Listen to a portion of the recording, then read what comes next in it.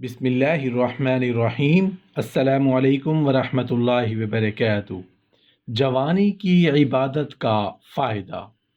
جوانی بڑی نعمت ہے اور وہ 18 سے 32 سال تک کا حصہ ہے۔ اس کا بھی حساب ہوگا کہ جوانی کو کہاں کہاں اور کیسے کیسے صرف کیا۔ نبی کریم صلی اللہ علیہ وآلہ وسلم نے ارشاد فرمایا، تم میں سے بہترین وہ جوان مرد ہے جو بوڑھوں کی طرح ہو، اور بدترین وہ بوڑھا شخص ہے جو جوانوں کی طرح ہو۔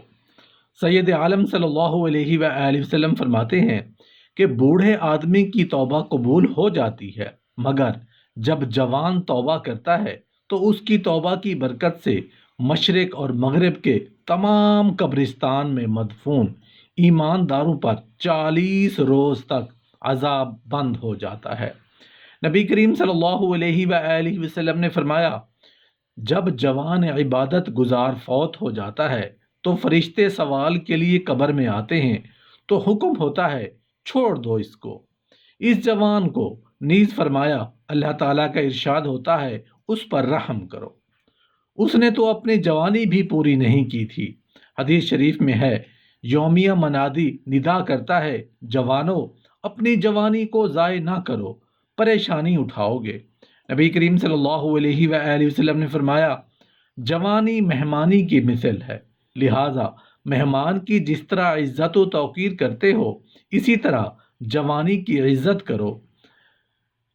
عہد دقیانوس کے چند نوجوانوں کی اللہ تعالیٰ نے قرآن کریم میں یوں تعریف فرمائی، ہم ان نوجوانوں کا قصہ بیان کرتے ہیں جو اپنے رب پر ایمان لائے اور ہم نے انہیں زیادہ ہدایت سے نوازا۔ نبی کریم صلی اللہ علیہ وآلہ وسلم نے فرمایا، جس طرح میں اللہ تعالیٰ کا حبیب ہوں، جوانی میں توبہ کرنے والا بھی اللہ کا حبیب ہے۔ نبی کریم صلی اللہ علیہ وآلہ وسلم کی خدمت میں ایک بوڑھا اور جوان حاضر تھے۔ حضرت جبرائیل علیہ السلام تشریف لائے اور کہا، اس نوجوان کو میرا سلام کہہ دیجئے۔ آپ صلی اللہ علیہ وآلہ وسلم نے پوچھا، بوڑھے کو سلام نہ کہنے میں کیا حکمت ہے؟ جبرائیل علیہ السلام نے عرض کیا، اس نے بڑھاپے میں آ کر توبہ کی ہے، جبکہ اس نوجوان نے ابھی سے توبہ کا دامن تھام لیا ہے۔ اللہ تعالیٰ کو ایک نوجوان کی توبہ 1000 بوڑھوں کی توبہ سے زیادہ محبوب ہے۔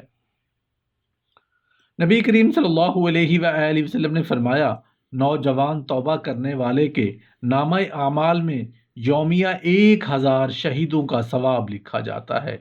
اللہ تعالیٰ نے تمام مومنوں کو اللہ کے حضور صدق دل سے توبہ کرنے کی نصیحت کی ہے، یعنی وہ ان تمام اعمال سے تائب ہو جائیں جن سے اللہ ناراض ہوتا ہے، اور ان تمام اچھے اعمال کو اپنائیں جنہیں اللہ تعالیٰ پسند کرتا ہے۔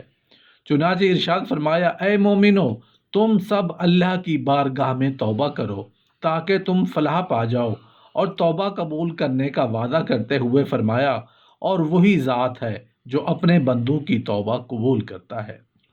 رسول اللہ صلی اللہ علیہ وآلہ وسلم کا فرمان ہے، یقیناً جب بندہ اپنے گناہ کا اعتراف کر لیتا ہے تو پھر توبہ کرتا ہے تو اللہ تعالیٰ اس کی توبہ قبول فرماتا ہے، اور اللہ نے اپنے عفو و مغفرت کا دروازہ کھول رکھا ہے، اور لوگوں کو حکم دیا کہ وہ گناہوں کی معافی، پردہ پوشی اور اپنی توبہ کی قبولیت کے طلبگار بنتے ہوئے اس کے کرم و وجود کی بارشوں کی طرف پلٹیں۔